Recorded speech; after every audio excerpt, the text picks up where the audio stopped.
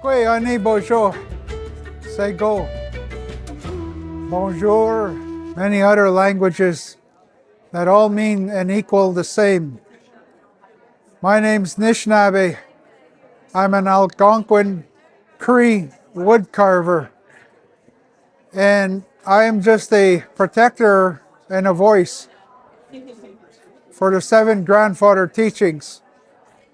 This 7 grandfather teachings is a belief system that we had thousands of years now that still remain and are still alive. I had many people here in the reconciliation of art here in Almonte come up and talk with me. And they would always say, "What a beautiful carving you have. I love the animals." But it's such a shame that the knowledge and understanding of why these spiritual sacred items have been created. Because what you're looking at here is our church, if I should say the word. What we believed in a long time ago and still believe today. It's bigger than a story that the people wanted to end. They didn't want to hear about love, kindness, honesty, truth, humility, and courage. They wanted all of this to be closed down, shut down, and our voice taken away. Someone somewhere came up with this wonderful idea about reconciliation. And it was the First Nation people that got on board. The Inuit, I apologize if I don't include everyone, but I have to say everyone here in America have got together and all joined together in love and said to the churches and the government that this is all about healing now.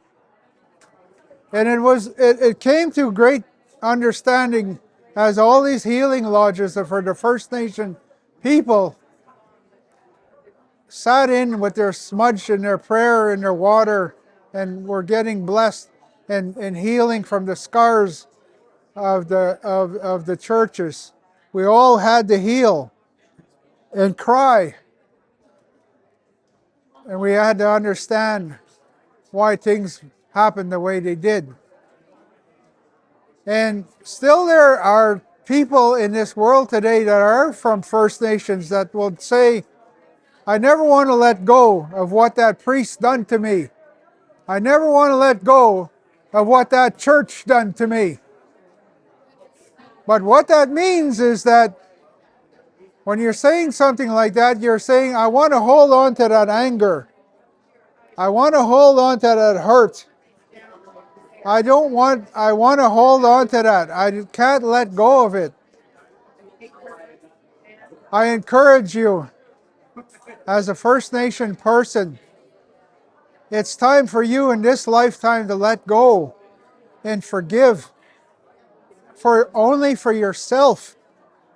Forgive for yourself and enjoy the freedom for the rest of the days that you have. Because you will be a light like many other First Nation people who are a light of forgiveness and kindness. We can all talk about things that we have done wrong, things that are that people would like to remember us from the things that we've done mistakes in our past. Not everyone walks on a clean slate. We have all done things that are wrong. I, for one. I've been honored to live a good, clean life today, and I like to talk about one of the special carvings that I've been carving recently. And I'm going to introduce that teaching to you. It's called the Sabe, which represents honesty. As I know, what it's like to live a dishonest life and hide secrets from people and hurt communities. I know the pain that I caused. And it's now in 2024, I lived a long life of living in honesty, kindness, humility. I walked many, many miles with Creator. People don't even know who I am now today. They only know me for some First Nation cop policeman that was there to take them away. I'm no longer that person. I'm something totally different. It's almost like I was sculpted, casted into this creation to tell this story about the 7 grandfather teachings. And I hope to do that for the rest of my lifetime. If you come to El Monte, it was Mississippi Mills, all my relations, gathered together in one time and funded a lot of money to build these 7 grandfather animals, spiritual sacred items. And you'll see that at the Riverfront Park. It's all been created by different artists. Dale Dunning, Deborah. Oh my goodness, I apologize if I forgot all the names.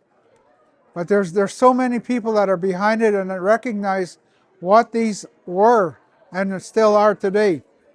I had many people come to me today and tell me, I've been in the park and I've seen all these animals and I feel so spiritual when I'm among them. I'm not asking you to give up your belief system in Christianity. I'm not asking you to believe in something else. I just ask you to have an open mind and know that First Nations people exist. And this is our spirituality that is behind me. All of this is our spirituality. I have more heart than words behind all of this. But honesty can set you free. Now, my great-great-uncle talked about the wild man up in Pants Lake in McKillop. My great-great-uncle Frank, he would call me Stanley, which is not my real name, government name. And he'd say, Stanley, do you know there's a wild man in the bush? And if you ever come across him, don't be afraid. Don't be scared. He's out there to look after you, and he'll not hurt you. I've never come across this spiritual realm they call the Sabe, but I'd be honored to see it someday. So it's not what you call a Squatch or a Sasquatch or a Bigfoot.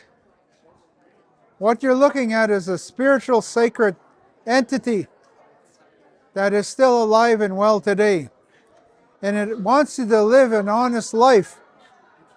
A Sabe, which is here, wants you to live that honest life.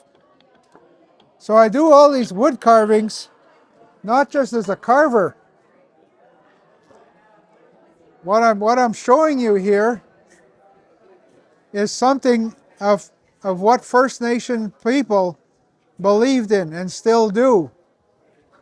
So it's so important that it's being recognized.